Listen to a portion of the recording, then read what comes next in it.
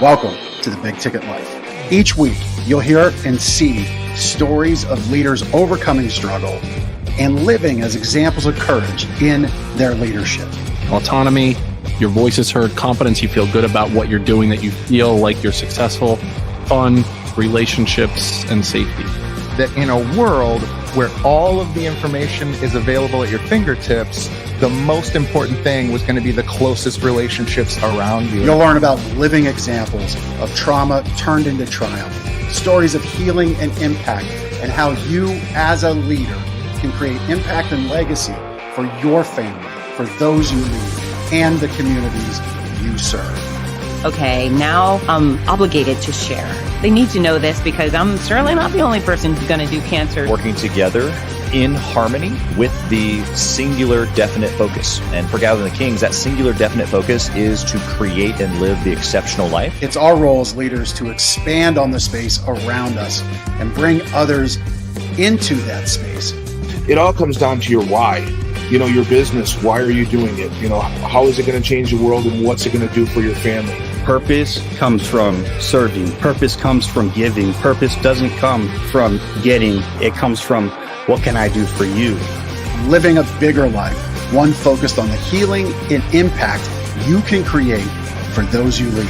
And then he said that, you know, how we make decisions is to do it based on inspiration or desperation. And I thought, wow, I'm pretty desperate. We're at the same exact spot in their life. The great things that have happened in life and the not so great things, the highs and the lows. Without those things, I wouldn't be right here, right now, being present with you. That's all shaped me. But being that constant in your community, good or bad, whether things are great in the community, bad in the community, who's steady?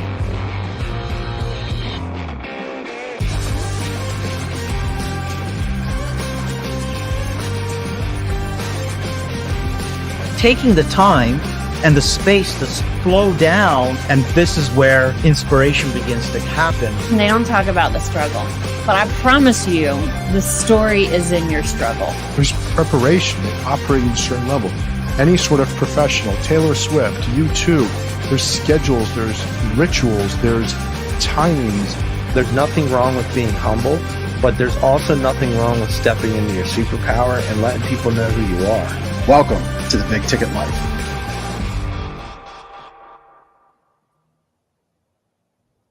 I am truly excited for this show. I have Dr. Tara Perry in the house on the show with me today. You know, listen, Big Ticket Life, you get this immersive experience. We're live on social media, LinkedIn, Facebook, YouTube, each and every week when we go out, picking up on all the podcast players, broadcast out down the road on DBTV, which is a great a great streaming app that you can pick up on your Roku stick, Fire Stick, smart TVs. So you get to watch the show pretty much anywhere and everywhere you may go. And we bring you amazing people like Dr. Tara Perry. Tara, welcome to the show. Jeff, I'm thrilled to be here. I am so impressed with your whole intro, your whole energy, your whole message. It's so uplifting, and you know that's what we need today. We just need we need people to know that there's answers available to them for whatever they're struggling with. Yeah, love it. Well, we're going to talk about that today, and you know, I kind of thought I always put some thought into the show and the guests and what we're going to talk about, and I thought I'd kind of kick off this way. Your work, and I'm phrasing it, your work, much like, you know, my grandfather was a master carpenter and cabinet maker. And, you know, his work, there were certain things about his work that you knew he made it. Like you knew that kitchen was put in by Ken Roth. You knew that wood turn bowl out of a burl of a tree stump was turned by Ken, my grandfather. That was his work. So what is it about your work you love? How'd you get into it? Come connected to it? Let's start there. What a great question. So my dad was on the board of the Price Pottinger Foundation. So I was very lucky to grow up with no white flour and no white sugar in my house, which nutritionally was a great leg up. I then, after graduating from UCLA, ended up in the entertainment business for several years and read scripts for a living actually at one point, and ended up at the #1 talent agency in Hollywood, And after a couple of years there, and we had lawyers and MBAs working in the mailroom for minimum wage because they were so from Harvard and Stanford because they were so dying to be in that business. Wow. And I was having doors open for me. The head of the company and the head of the television department both wanted me to work for them, but I just felt like this was so inconsistent with what my soul wanted. It didn't feel like, honestly, an option for me. I felt like I was suffocating. So I called up my homeopath one day and I said, what would I do if I want to do what you do? And when he told me, these situations don't happen much in a lifetime where so you feel like the clouds are parted and God says, okay, this is what you're going to go do. But I always say decisions are easy when there's no alternative. I mean, it seemed really crazy that I was leaving the center of the universe to go study, sticking needles in people, which at the time people weren't familiar with. Now there's like acupuncturists all over the place, but at that time it was really unusual. And I had never even had an acupuncture treatment at that point. So I ended up going to China for a year and studied at one of the top 5 traditional Chinese medical hospitals, came back, ended up teaching at UCLA, and had my practice on Wilshire Boulevard in Santa Monica, then ended up in Beverly Hills and then down in Belmont Shore. And then fortunately, one of my patients had been struggling with kind of severe trauma. And when I found out what she was doing was based in hypnosis, which I was always fascinated in, I said, well, I want to meet your person. And so I traded a session with that person. And I suddenly realized, okay, there's something that I didn't know was so powerful, which is this incredible subconscious mind. Our conscious mind is literally processing 40 bits of information per second. Our subconscious mind is processing 40 million bits of information per second. So if your conscious mind wants to go in one direction and your subconscious mind wants to go in the other direction, who's going to win that battle?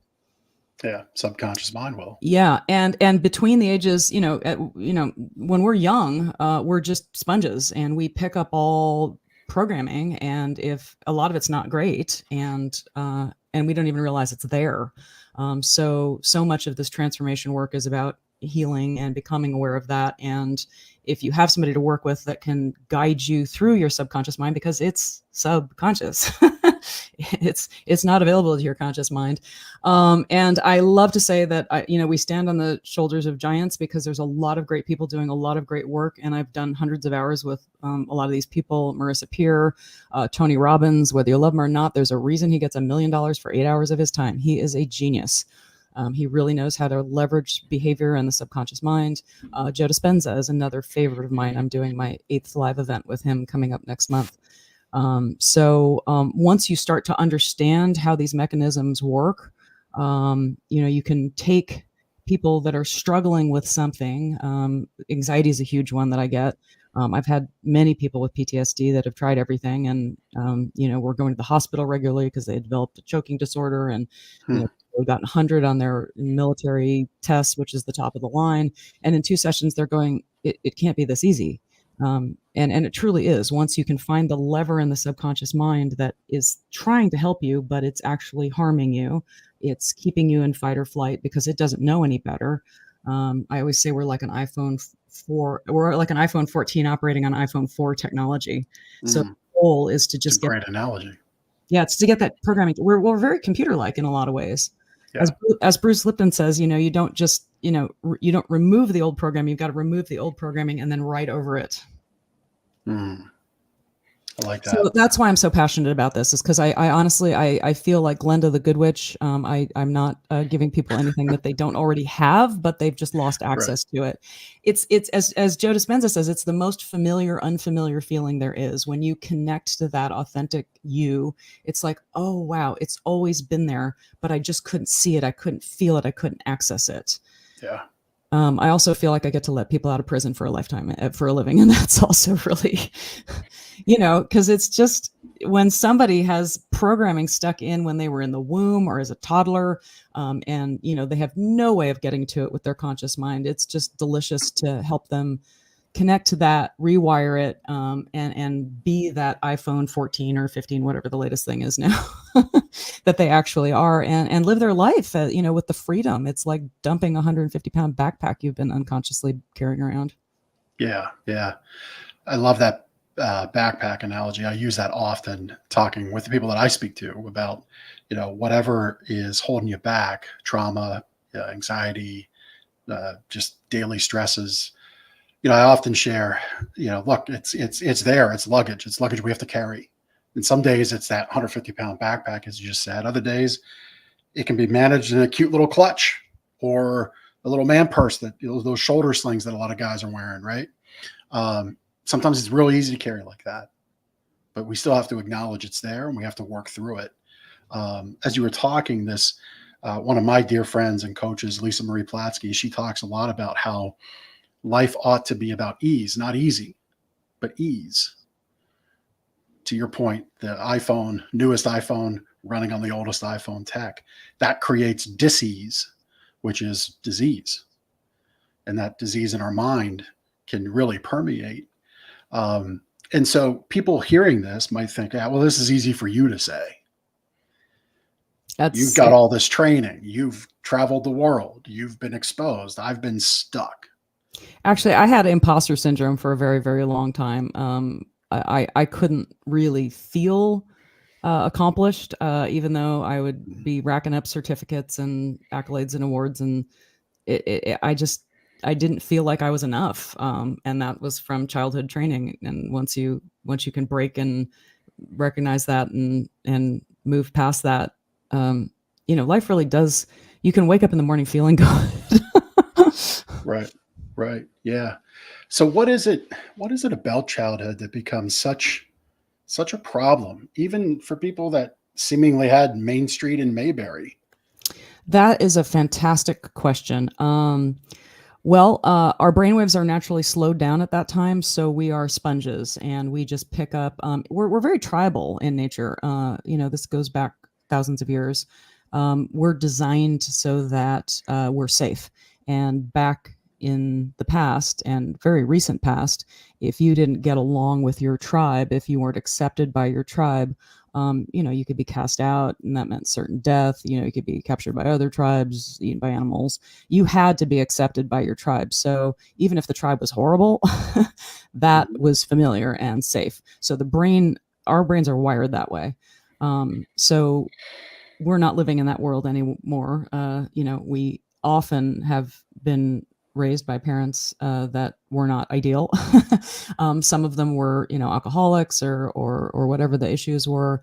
Once we're able to break free from that and not have to be under that rule, then we really should upgrade our brains so that we can be that iPhone 14 and not still be living under that iPhone 4 technology. It was designed to protect us. It was designed to keep us accepted by the tribe. That fight or flight, you got to run, you got to hide, you got to freeze, or fawn. Fawn's the other F, which is people pleasers. I get a lot of people pleasers, and it's wonderful to break free of that pattern, because it's not serving you. It's not serving anybody. Being a doormat doesn't serve anybody. Yeah.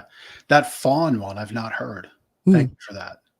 Yeah, pleasing others. I mean, boy, isn't that the statement, I think, of the year so far on all the shows? Like, we always seek to please. There's always this thing. And some of the circles that I travel in or exist in, it's this level of success, this hustle grind. It's get the fancy sports car. I'm like, no, show me the old school truck. That's what I want. Like, I am very comfortable being very clear, saying a Lamborghini, a Ferrari, a McLaren is not for me. Now, show me a 1979 F-250 Super Crew truck. Yeah, 100%. That's my thing. But so many people fall into that whole thing of pleasing others, and it happens down in school. It happens. Right? You have to get along with the classmates. You have to please the teacher. You have to follow the schedule. You got to fill out this chart that says, oh, you're going to be a garbage man. Well, that's not very good. Let's do this thing. And what we miss in that is this is a person who loves working with their hands. Yeah, I think following your heart is huge. Finding your why. What is that thing that you would die for? That's your powerhouse of energy. If you're existing to please society or your teacher or your parents, you're never gonna connect to that, and I just think I think we all have the ability to get quiet, and get really raw and honest with ourselves, because honestly, the alternative is doing something that's not authentic to you. And that's painful. It's exhausting. And you just don't find that the universe ever lines up. But if you do kind of surrender and connect and get into heart brain coherence and allow the universe, God, whatever you call it, whatever you call this infinite intelligence that clearly is there, because these 40 trillion cells that we're all walking around in didn't just, get there by accident. Right. There's right. obviously an intelligence behind that. And we all have the ability to connect to that. Yeah. I'm so glad you went there on the supernatural intelligence, faith, God, whatever you might believe in. I don't even know that I'd call it supernatural. It's really the way it is. It's just that Right. we've been so stuck in this Newtonian 3D model, and that honestly, Einstein started to overturn it. Niels Bohr started to overturn it. There's a great book by Mark Gober called An End to Upside Down Thinking, and I've interviewed him, and this book will rock your world. It's like the best book on consciousness you've ever read. He went to work on Wall Street after graduating summa cum laude from Princeton, and he proves in this little book that your consciousness does not exist in your brain. Yeah. Yeah. And I use that word supernatural simply in my definition of, and just not of what we see beside us in life each day, something bigger or something greater. Yeah. It's kind of my definition of it. I want to dig into this more, but you touched on something about, and I kind of had a moment of pause for myself. So we're 4 days removed in our family. My father-in-law passed away from terminal brain cancer. It was very fast, the worst kind of tumor you could have. I'm going to butcher it, glioblastoma. Is that right? Actually, I'm not a brain surgeon, but you're close.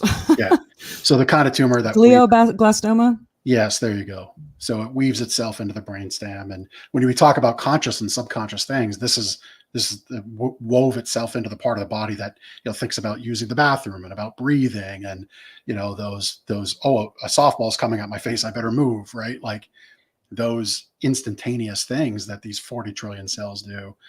Yeah, just Wednesday we were talking with my sons, that we each had a moment with them, and he's talking about football with my youngest, and then Friday it was evident that it was going to happen soon, and 10 o'clock Friday night he passed. But I bring this up.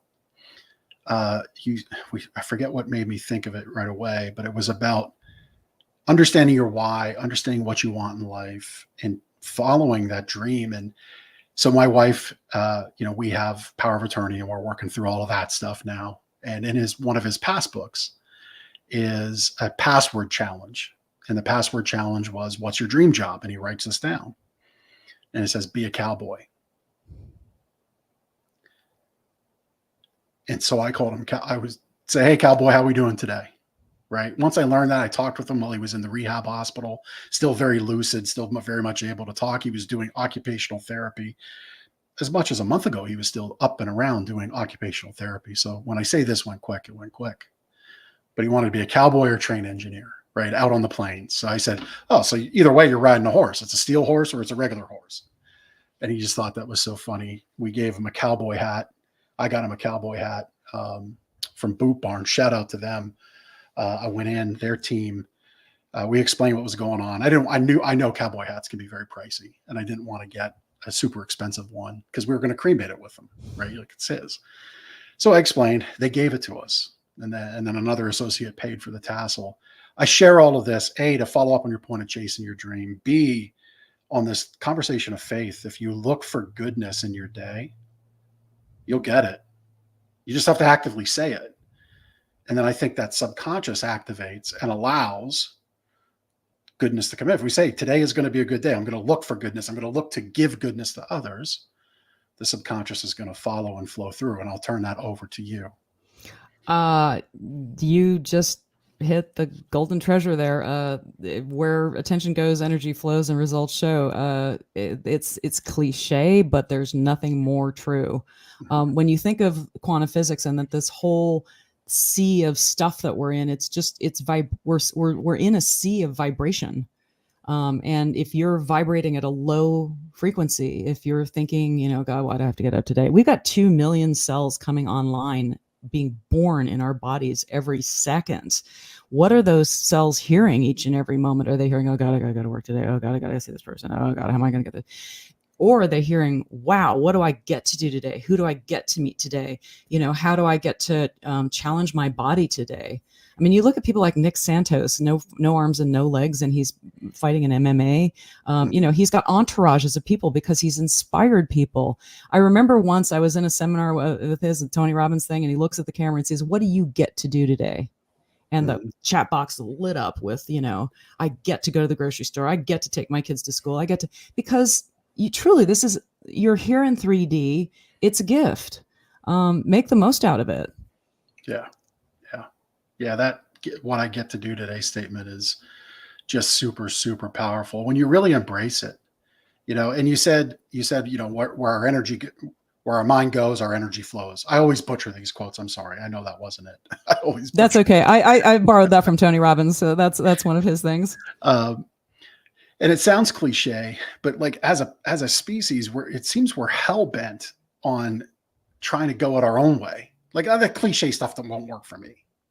Right? Like that can't possibly work. It's cliche. That works for other people. Why do you think that is? I'm so glad you asked that, because what's so great about this time in the world is that science and mysticism are coming together. Science and all the woo-woo are coming together. People like Joe Dispenza are actually measuring what goes on in your body when you get the body into heart and brain coherence. I was in his microbiome study, I want to say a year and a half ago, and literally they took 800 people. Now there's nothing that does this. There's no pill, there's no drug, there's nothing that does this. But you took 800 people and you put them through intense meditation for a week, and they all have measurably better, improved microbiomes. I mean, that's unbelievable. Yeah. He measures blood. He measures brainwaves. More than any other human being I know, he's assembled a team that's looking at this. In fact, he's just come out with a movie called Source. But it's just exciting that people are doing this. And it's happening more and more. HeartMath did a lot with it. They've come up with a lot of science. You can actually get a device from HeartMath that shows your heart and brain coherence. So you can start being aware. I've got one of those. There you go. So there's a lot of great tools around, and it can fit any budget. If you don't have a lot of money, I mean, do what Wim Hof did and start taking cold showers and ice baths, right. Assuming you don't have any medical contraindication. I love taking ice baths. When I found out the medical benefits of that, I stopped taking a warm shower in the morning 4 years ago. Mm-hmm. And I'll go buy 50 pounds of ice, throw it in my bathtub, and jump in for 5 minutes. And again, that's not medical advice. You guys have to figure out what's right for you and manage your own health conditions. This is the point in the show where we talk really fast and we appease the attorneys that are out there listening and watching. This is not medical advice. You should consult your medical professional. Please do so. Thank you, Jeff. Yeah. I was going to joke, so are you really ice bathing if you haven't posted about it on Instagram, right? That's funny. Right? Like so many people have to do that. But no, it's very real. My son, who we're on this football journey as a family with him, supporting him, his trainer is John Schaefer, Winning Factor Sports Science. This is a guy who's been at the forefront of this stuff. He was having wrestling teams doing ice baths in the 90s and power lifters, and come to find out, naturally releases human growth hormone, which is fantastic, because if you're a power lifter and a wrestler and need muscles for your sport, you want to do it the right way, not the cheating way. So this guy's been at the forefront of that. And we've seen through him and through our son, how when you tap into this natural aspect of things, this mysticism of things, even though he doesn't come out right and say it, it's there. Like it's there in the menu, it's there in the activities, it's there. I see it, and we can tap into it. Just a little story on continuing looking for goodness. So I made a funny mistake maybe 3 or 4 weeks ago. I'm at our local school meeting, and the kids give a presentation on cancer for raising money for the mini-thon. Are you familiar with mini-thons?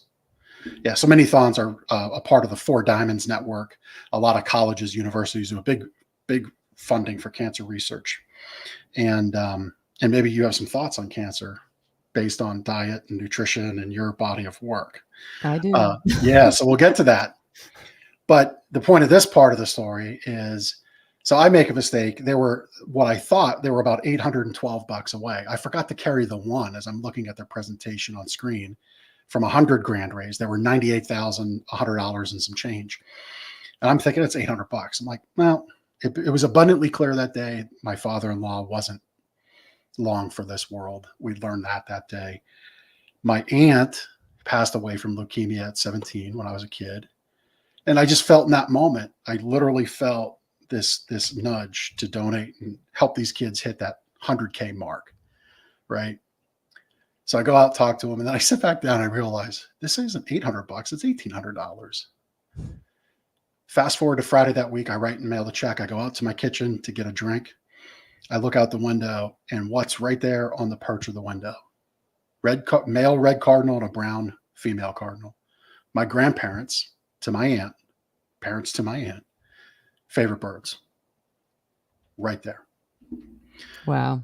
And it's just affirmation that if we look for goodness and we do good things, you get confirmation in this world you're on the right path. I so feel that and agree with it. And it takes work. And it takes, you got to keep coming back.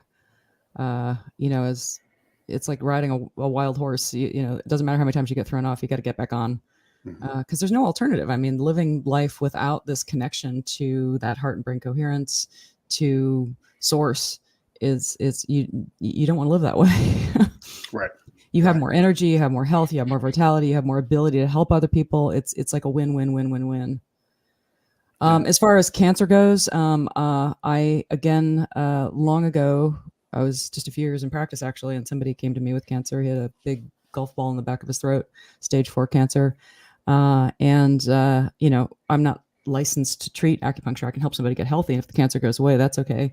But he asked me the magic words, which are, what would you do if you were me? And I said, well, the people I've seen survive cancer the best are the ones that do organic vegetable juicing for a series of weeks. And the anger and resentment that you're holding on to, which I was into muscle testing, I said, let it go yesterday.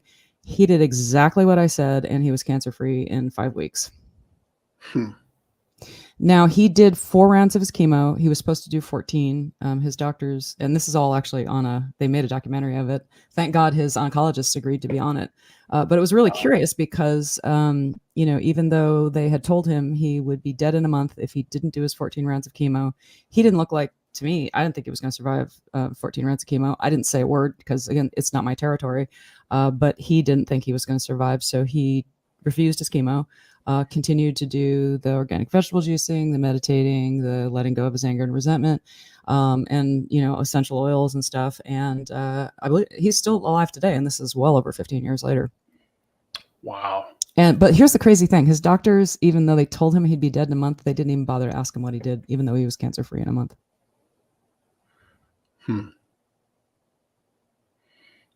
That carries a lot of weight.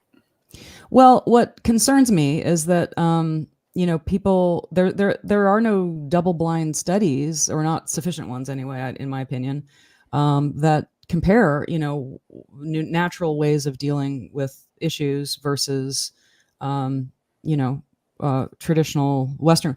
America spends more per capita on healthcare than any country on the planet by a lot. And we are ranked fairly low in terms of health outcomes. I mean, some down near some third world countries, it's not great.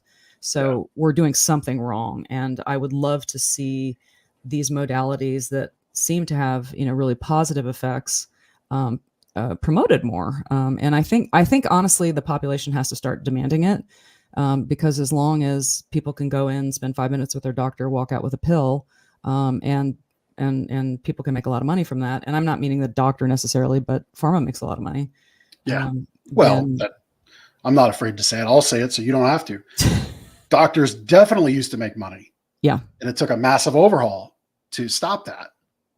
Well, now the system's really broken because the doctors aren't making a lot of money. The insurance companies are making a lot of money. As soon as the middleman came in and it was no longer doctor to patient, then the quality of healthcare, in my opinion, dropped a lot. And I honestly, you have to be your own advocate these days. You got to be healthy as you can be. Okay. I wasn't planning on sharing this, but I just finished a 7-day dry fast. Oh, wow. Tell us about that. No food, no water. I did. This is not medical advice. This is what I did. A client of mine and her husband had done it. This is no food, no water for 7 days. And people usually go, "Ooh, is that possible? You went more than 3 days without water. We were told you can't do that. And I believe that. I actually told that to my patients back in the day. So a client of mine and her husband did a dry fast, and they told me about the benefits that they got. And they told me about this book by August Dunning called The Phoenix Protocol. And this guy apparently has advised NASA astronauts. He is a engineer, a scientist, and his job was to help astronauts avoid radiation poisoning from solar radiation and being traveling to Mars and things like that. But in his travels, in his work and in his experiments with himself, and he documents a lot of Russian scientists. Oh, there you go, you got it right up there. Russia is quite a bit further along, my understanding, than we are here in fasting. I thought dry fasting, just logically that would be so much harder than a water fast, but according to him, it's actually easier. And the water fast that I've attempted, I have not been able to pull off. I just, it just gets really uncomfortable. Yeah. But I've attempted 2 dry fasts. This is my second one, and I've succeeded both times. And again, you have to figure out your health conditions and, work with whoever you need to work with to do such and such safely. I did run a medical practice for 23 years in Southern California. So, I know how to interpret signs. And so you have some experience. Yeah. Well, so I'm just saying I wouldn't necessarily do it willy-nilly, but I think, just read the book. It's a teensy tiny book. Yeah. Well, I mean, I think, that's tremendous. And I want to talk more about it because I've had friends, I've had some of my guests on the show here. Matthew Rohde has done it. He just did one 7 days, a 7-day. I think he had water, but he had 7 days, no food. That worked for him. He's done numerous, he's into a lot of challenges for himself. But I have another friend, Adam, who is in the credit card processing world, for whatever that's worth to anybody listening. But he's super into fitness, and he's done numerous fasts. And his belief is what he's read, and you can either confirm or deny or say, I don't know, but he's read like starving the body, taking those toxins away, and truly allowing them to get out of the system and not be added in. His belief is, helps you likely stay away from cancer more so than not. Oh yeah. Well, there is a documentary, and I tried to find it. And there's another one by the same name, which is unfortunate. I believe it was called the Science of Fasting, and it was a 1-hour documentary. I think it was on, I don't remember, Netflix or YouTube. And I don't know, I couldn't find it, but this particular one that I saw started out in Russia, and then it went to Germany. There was a businessman who traveled all over the world and just ate at 5-star restaurants all the time. And his doctor said, look, you're going to die if you keep this up. And he's like, well, what do you want me to do? This is what I do for a living. And the guy said, well, the doctor said, check into this place once a week. And it's a place where this guy could water fast for a week. And reset his numbers. So if he found, according to the documentary, that if this guy checked in there once a year, it would reset his numbers enough that he could go kind of misbehave for the rest of the year. And that does make a lot of sense. When your body goes into autophagy, and what's really the word. That's the word Adam shared with me, autophagy. It literally, the cells eat themselves, but they don't do so indiscriminately. That sounds like a horrible thing. The cells are eating us. Your body's eating itself. It's terrible. Well, what if it's not terrible? What if your body is selectively going after the damaged cells? And again, I am not an expert in this. I read the book. I was impressed. I have to say, I feel great doing it. And for me, the dry fast was a lot easier than the water fast. I never pulled off a water fast. I twice pulled off a dry fast.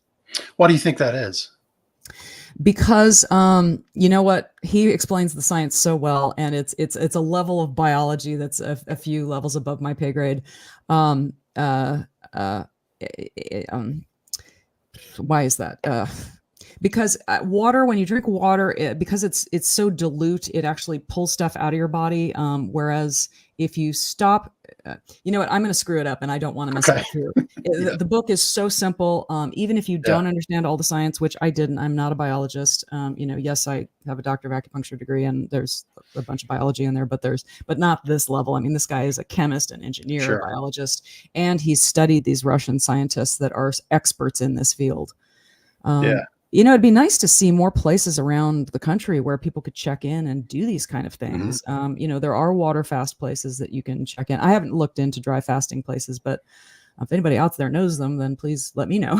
Sure. Because I think that's a really awesome service. Because I don't personally, I don't know if there's another way to get that level of health. We are in our culture. It's not part of our, to my understanding, again, I'm whatever the term is for somebody who studies paleontology or anything like that. But, our ancestors evolved over thousands of years, and lots of times there was no food. And they had to get through that. And there is likely, there's also the complete book of fasting by Dr. Fung, I believe, from UCLA.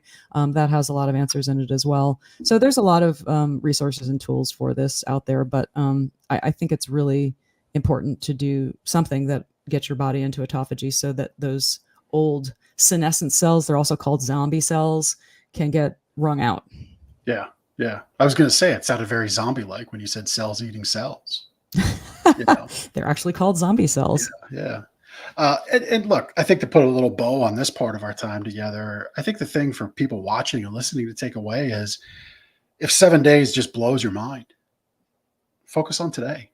Make a better choice today about the goodness you look for, the way you lead people that you're leading, what you're going to maybe eat for dinner tonight.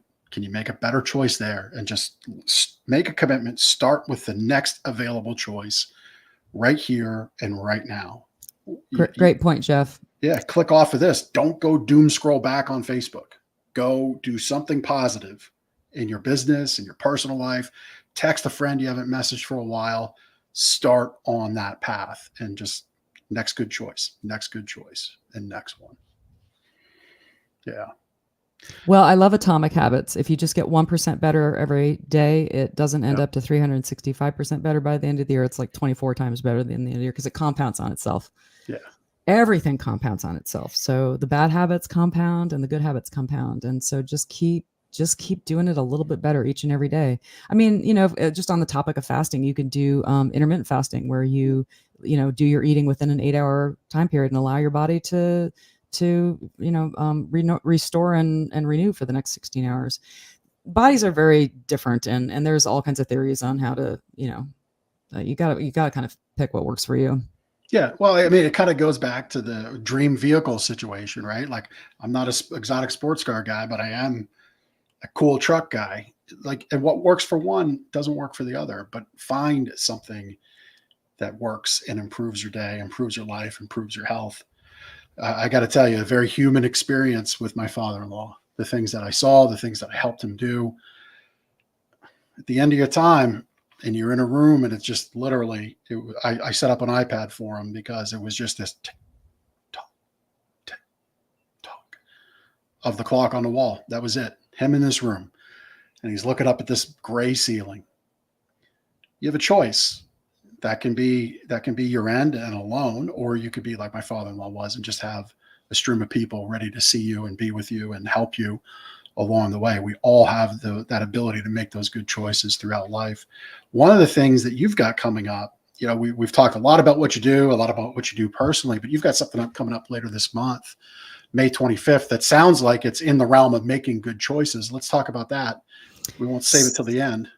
So one of my interviewees was a fellow, his name's Leland Holgate, and he became a quadriplegic once and then a paraplegic once, and he healed himself both times with breath work.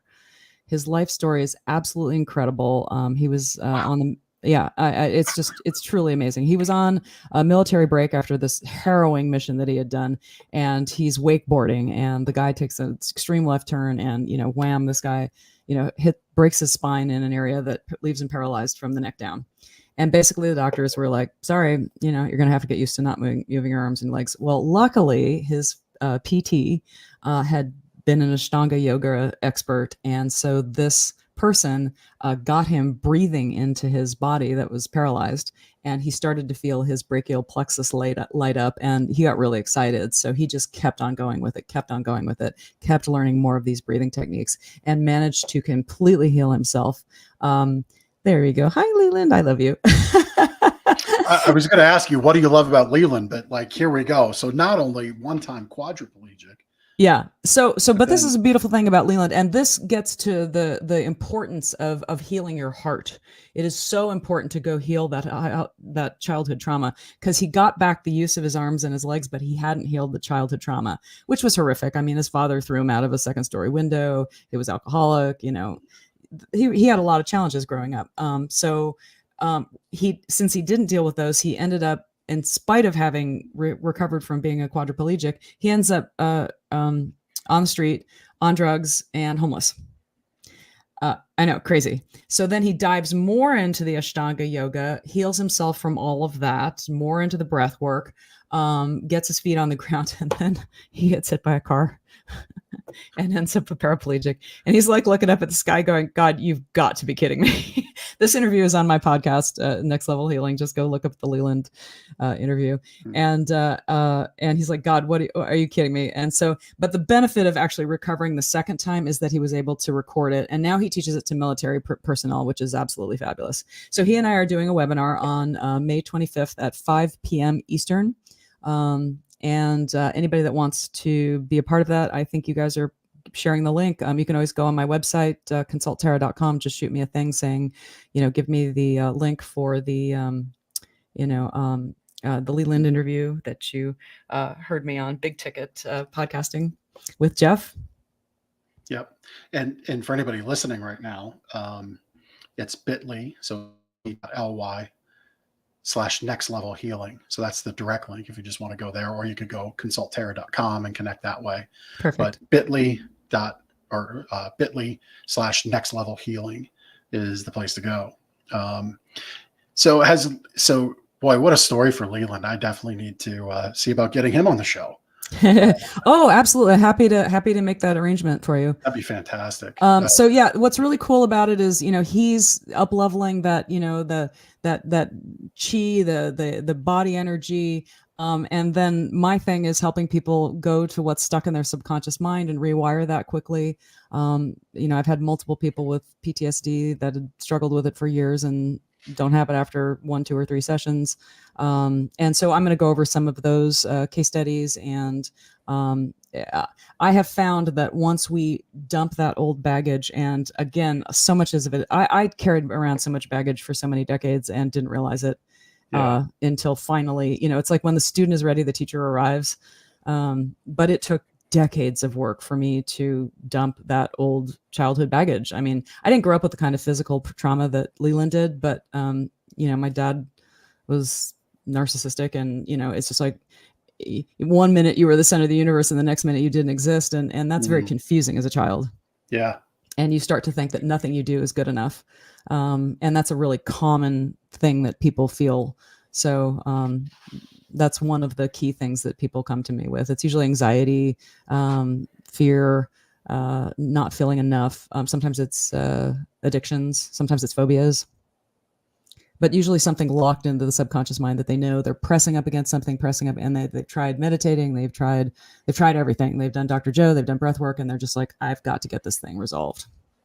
Love it. Love that you're doing that work. I mean, it's really powerful. Leland's story reminds me, some people would say, well, there can't possibly be goodness. There can't possibly be something to believe in when somebody has to go through that. Yeah. No, I'm really glad you touched on this, because every single person I know that overcomes a challenge like this considers it often the best thing that ever happened to them. Like Joe Dispenza, he got hit by a car and fractured every lumbar vertebra. He was told he would never walk again. Sorry. He was told that he had to get Harrington rods. Yeah, correction. Which meant that he would have metal rods put in his body, which meant he was going to have pain and limited mobility for the rest of his life. He was a black belt and a triathlete. So this was a huge change to his life, and he didn't want it. So he refused the surgery. And with the help of his buddies, a swimming pool, not allowing himself a single negative thought, and only eating a very, very pure diet, he was able to rehab himself in a few months. So now he considers it the best thing that ever happened to him, because he's able to teach people how to elevate their heart and brain coherence and live better lives. Yeah. Yeah. Yeah. I mean, it goes back to what we talked about already. It's deciding that there's goodness in the day. And that's a heavy statement. It's a heavy statement when you face terrible things. I've shared about the terrible things in my past, and that I believe it happened all because I got the strong shoulders to sit here talk about it and share that with other men and say, look, this can be a part of your past, but you can live past it. And so I've done that, and I continue to do that as part of my work to help others and help lift others up. And if you think about it, there really is no other choice. I mean, what's the choice? Are you going to wallow in? I mean, you look at Viktor Frankl. I mean, he survived a concentration camp, and basically stated, "Look, your remaining freedom is your ability to choose."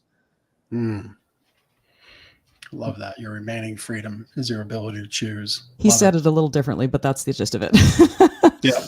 Well, we'll give it credit. We'll give credit there where it's due to Viktor. That's fantastic. So the 25th, you have your event.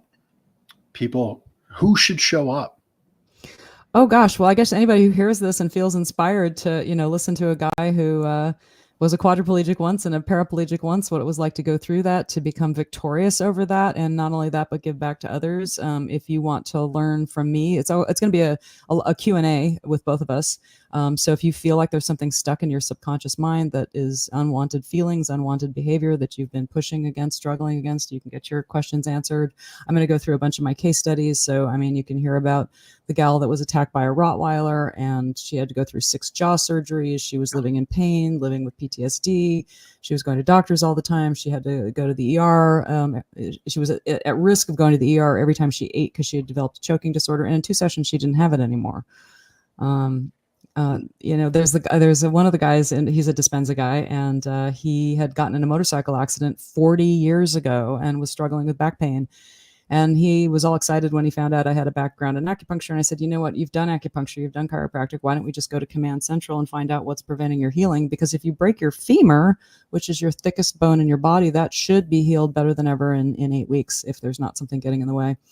And he said, great, sign me up, because he was already, years into Joe Dispenza. And in 60 days, he didn't have the pain anymore. Fantastic. And it all starts with that choice. The choice to say, I can have better. I can allow myself to have better. Yeah. Well, they say if you think you can, or you think you can, you're correct. Yeah. And that is true, because it really breaks my heart, people that live in suffering and they don't want to open the doors to the healing possibility. Because what's the alternative? You're here. Yeah. Like my mother was walking down the street at age 89. She's looking up. Thank God she's in great health. I thought, love you, Mom. She's walking down the street. She hits a bike rack, drops down, smashes her kneecap into 13 pieces. Anybody in healthcare knows that as an 89-year-old, that can be a life-ending injury. Yeah. As soon as she had the surgery, I said, Mom, I know you look terrible. Get a picture of yourself. This is going to be the before picture. You're going to be the fastest healing case on record. So I made her one audio to speed heal the kneecap, because you can literally direct the subconscious mind to increase healing in the body. Actually, I just interviewed Ellen Langer. She's a top researcher, professor at Harvard, and every transformational expert on the face of the earth quotes her work. She's the one that, oh my God, she's done so many studies that document how when you convince the subconscious mind of something, including turning the clock back on aging, losing weight, all kinds of things, that your body will actually do it. And they've done really, really clever studies. So I made her one to speed heal the kneecap, and I made her another one to convince the muscles that they were still working even though they were immobilized, because that's the kiss of death for an older person is an immobilized leg or limb. And she was scampering up and down stairs in 3 weeks and going up and down ladders in 6 months. Yeah. No, I'm sorry. I said 3 weeks. I meant 3 months. It took 3 months for the bone to heal. Yeah. Yeah. Yeah, that would be remarkable. Yeah, no, she was not going up. 13 pieces of a decaf. No, edit that out. 3 months is remarkable. I misspoke. Yeah, 3 months is remarkable. Yeah, I'm reminded. I had another great gentleman on the show, Kurt Mercadante, and maybe Chris, you could pull this up. And you, Dr. Terry, you're probably familiar with. And again, I sometimes butcher things. Ho'oponopono prayer. Oh, I love that prayer. Oh, I use that all the time. Did I say that love right? that prayer. Ho'oponopono, I think is correct. Yeah. So I have a little card downstairs, something that just came across my life recently. So I don't have it committed to memory, but a simple little 4-line prayer. Yes, I use it constant. In fact, I used it just 2 days ago in a session. Yeah. Do you have it committed to memory, those 4 lines? I do, and if I don't get them in the right order, I don't care. Yeah. Can you share what they are? I will probably mess it up now, but I love you. Please forgive me. Oh gosh, I love you. I'm sorry. Please forgive me. I love you. Thank you. That's it. In that order. Yeah.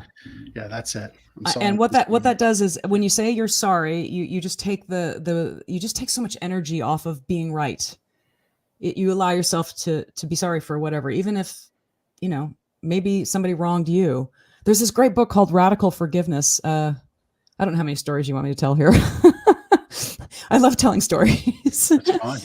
This guy grew up in a Japanese internment camp, and we complain if we don't get our coffee in 10 minutes at Starbucks, right? Mm-hmm. This guy grew up in a Japanese internment camp, faced horrible atrocities, and grew up and became alcoholic, drug user. He developed something called radical forgiveness. Not only did he forgive the people that harmed him, and his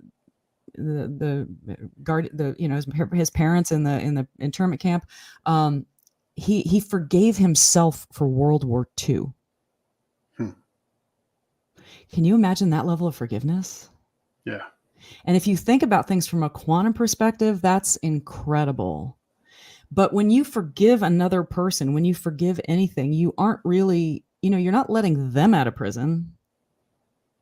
You're letting yourself out of prison. Yeah. So when it starts with, I'm sorry, please forgive me, you kind of cover that base. And then you say, I love you. You're opening up the heart and you're loving. And then you say, thank you. You're expressing gratitude. I mean, it's just such a magical little package of energy, the Ho'oponopono prayer. Yeah. And so it's funny, and no one should feel, well, people feel guilty all the time, but like Kurt shared that on my show a year and a half ago. I heard it 2 years ago, or I guess more than 2 years ago. Then I heard it 2 Januaries ago at an event, and then again at this year's event in January. And then I just got it out the other day. I'm still kind of questioning why. Why did I get it out the other day? And what's meant for me there? But it's right at my desk. I'm at my desk every day. And so it's in a certain spot where I'm going to look every day. I'm going to practice it every day. See where that takes me. Simple. And that's what I want to share with anybody watching and listening. Simple. You don't have to have these big steps. Like Dr. Tara, your credentials, your body of work are all fantastic. But I'm sure if you could help the world with just these simple steps, that would just do so much for you, right? I have a whole page on my website devoted to reading, and I recommend gazillions of books. I love, like I say, we stand on the shoulder of giants. Like Tony Robbins says, success leaves clues, and so does failure. So start looking at who is succeeding at what you want and model what they're doing. Yeah. Yeah. There we go. There's my book list. Oh, and there's Byron Katie. I love Byron Katie. Hello, Byron Katie. That book is phenomenal, by the way. Loving What Is. It is simple. And it's just, and it's available on audio. You actually get to listen to her working with people. Mm-hmm. Anyway, love her. She's. Yeah, I see a book from Gabor Mate there. Yep. Love him. Really great. Yep. He's a genius with healing. trauma and addiction. Yep. Great stuff. So to wrap up our time, May 25th with Leland. I forget his last name. I'm sorry. Holgate. No problem. Leland Holgate. We'll get, we'll show that on the screen one more time. You can get there, sign up by going to bit.ly, and that's bit.ly. That's the actual website. But then, so bit.ly/next level healing. Definitely sign up. I'm going to do the same and be there because that's something that I want to hear. And maybe if there's, I have a question I want to ask of Leland, so I'll save it for then. Wonderful. Well, we're excited to have you, Jeff, and anybody else who's listening to this. And yeah, my hope and prayer is that everybody that's listening to this just, can get to that next level of energy, enlightenment, peace, confidence, because truly it's just putting one foot in front of the other, and just stop giving your energy to the crap. I love turning television off. Joe Dispenza says, and I love this, he says, don't watch anything you don't want to experience. So if you're watching garbage, turn it off. Yeah. You can get your news from other sources. You can get it in 5 minutes. You don't have to sit there in front of the... It's the same news. My dad used to call it the idiot box. Yeah. Yeah. But I think as we wrap up, and you tell me, with 25 years of work, all the expertise you have, it can be as simple as this for our folks watching and listening. Allow happiness to happen. Say, I deserve it. Yep. And there's not much, I don't use that word deserve often in my life, because that's one of those entitlement words. I like to earn things. That's kind of how I phrase it. And if you're around higher vibration people, and that includes what you're listening to on social media, reading, podcasts, start filling your brain with good stuff. Yeah. And then you won't want, it's like if you have a horrible diet and you switch to a good diet, yeah, you might be uncomfortable for a week, but once you're used to it, you'll never go back to the garbage. It just doesn't feel good. I mean, that's why I did this dry fast. Again, not medical advice, this is what I did, but I reset my body because I was, my portions were getting too large. And now I don't even want junk anymore. I want small portions, and I want clean food. So you want to train yourself to just make better choices. Like Jeff says, even if it's a 1% a day, that's fine. Yeah. You're going to be 24 times better by the end of the year. Yeah. Love it. Dr. Tara, thank you for taking the time out of your day, helping to impact the people that are in my world through my show. Thank you. Love everything you're doing. I'll see you on the 25th. That's bit.ly/nextlevelhealing. You get to see Dr. Tara and Leland Holigate, hear his great story, hear some of the other amazing examples that Dr. Tara has to share with you about how to live the life that you are allowed to live. Allow it to happen. Dr. Tara, thank you for your time this week on the show. Thank you so much, Jeff. It's a delight to be here with you. Thank you. Thank you. And everybody else, look, thanks for watching. Every week I've been saying this as of recent. I want you to go live as that example of courage, even if it's for yourself. Allow it to happen. I'd love for that to be part of your week this week. That starts right after we get off the show. Go make that next good choice. We'll see you next week on The Big Ticket Life. Take care. You just heard another impactful show on The Big Ticket Life, challenging leaders to lead with courage and work to solve the clash that exists between those they lead and the lives they live. Now is the time to focus on leveling up the humans you lead and the impact you can create in their lives. It's time to lead with courage and be a living example of courage. I'd love for you to go to thejeffg.com/mission. That's thejeffg.com/mission right now and book a call with me to discuss how to integrate these examples of courage into your leadership, how to approach your team with vulnerability, and most importantly, so we can plan out how you'll invest and level up the humans you lead for maximum healing and impact so you can be the leader your people need every day. Visit thejeffg.com/mission. That's thejeffg.com/mission right now and book a call with me today.